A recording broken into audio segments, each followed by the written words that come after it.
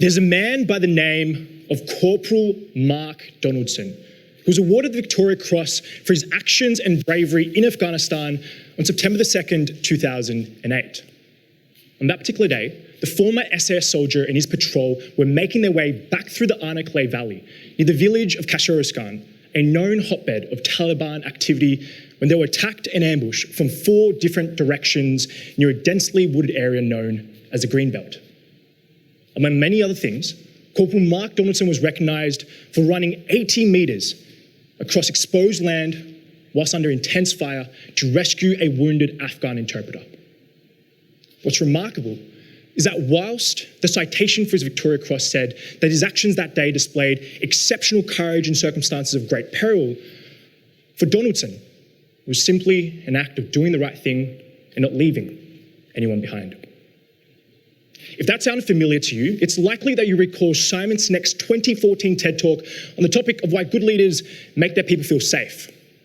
In that TED Talk, Simon begins in a similar fashion, describing a man by the name of Captain William Swenson, who's awarded the Congressional Medal of Honor for similarly running into live fire to rescue the wounded. The remainder of Sinek's TED Talk is an anecdotal explanation of what he believes makes for a good leader, to which he concludes, a good leader is someone who chooses to look out for the people to their left and the people to their right. A term which myself and many others have distilled down to the concept of servant leadership, a style of leadership which Simon Sinek seldom experienced 8 years ago, but one which has the power to transform cultures and entire organizations for the better in a matter of months. It was 2017 when I first experienced the impact of servant leadership from the then CEO of Generation Entrepreneur, Jack Leung, when I was only 19 years of age. At that time, I was leading a team of 5 as head of partnerships at Generation Entrepreneur, and Jack had only stepped into his position as CEO a couple of months earlier. At the same time, I was jumping around from commitment to commitment, thinking I was the coolest kid on the block, being involved in more things than I had fingers to count on. In hindsight, I was a terrible team player. I didn't understand what it meant to lead, and I was constantly and severely burnt out. On paper, everything was pointing towards the imminent termination of my time at Generation Entrepreneur. But that's not what happened. Instead, Jack decided to put his reputation on the line so that I may gain the opportunity and time to become a better leader.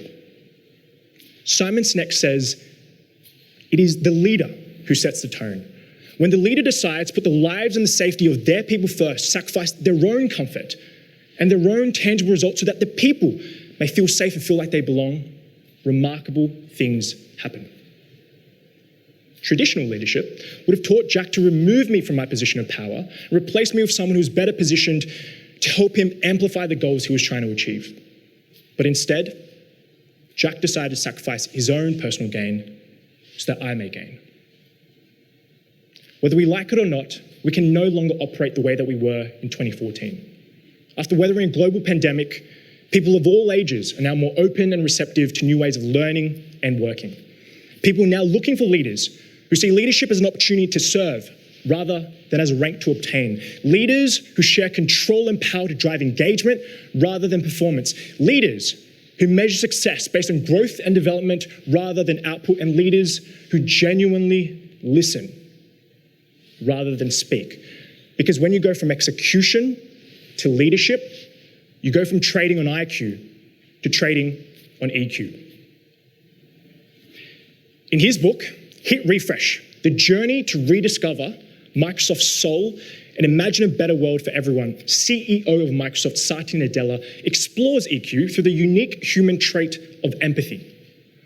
A trait which is fast becoming ever more important in a world where the torrent of technology will soon disrupt the world like never before. Yet, Satya's journey towards leading with empathy began 30 years ago during his last interview with Microsoft, where he was asked the question, you're at the crossroads. A baby falls and starts crying. What would you do? After considering for a couple of moments, Satya responds, I'd go to the phone booth and I'd call 911.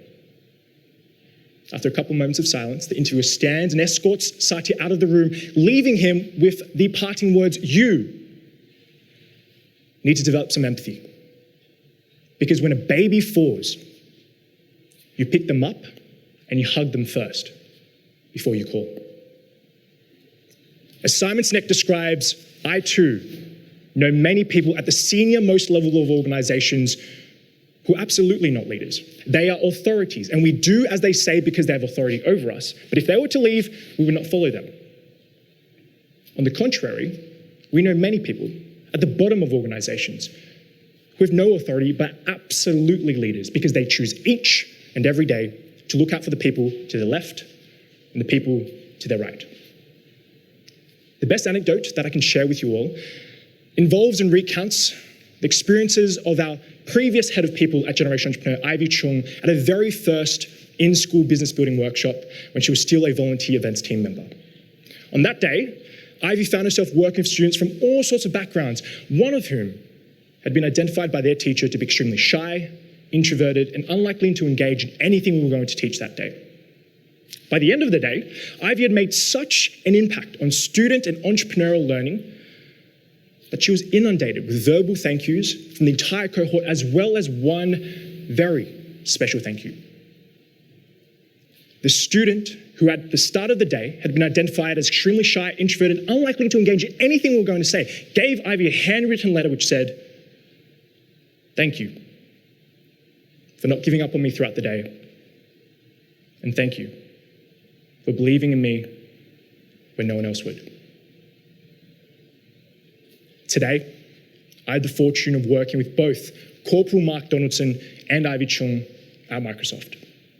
The very thing that Simon Sinek seldom saw 8 years ago is now fast becoming more apparent because of people and leaders like Mark, Ivy, and Jack.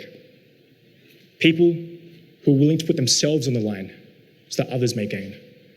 People who choose each and every day to look out for the people to their left and the people to their right.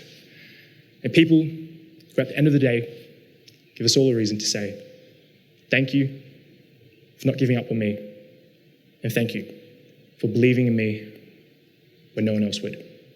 Thank you.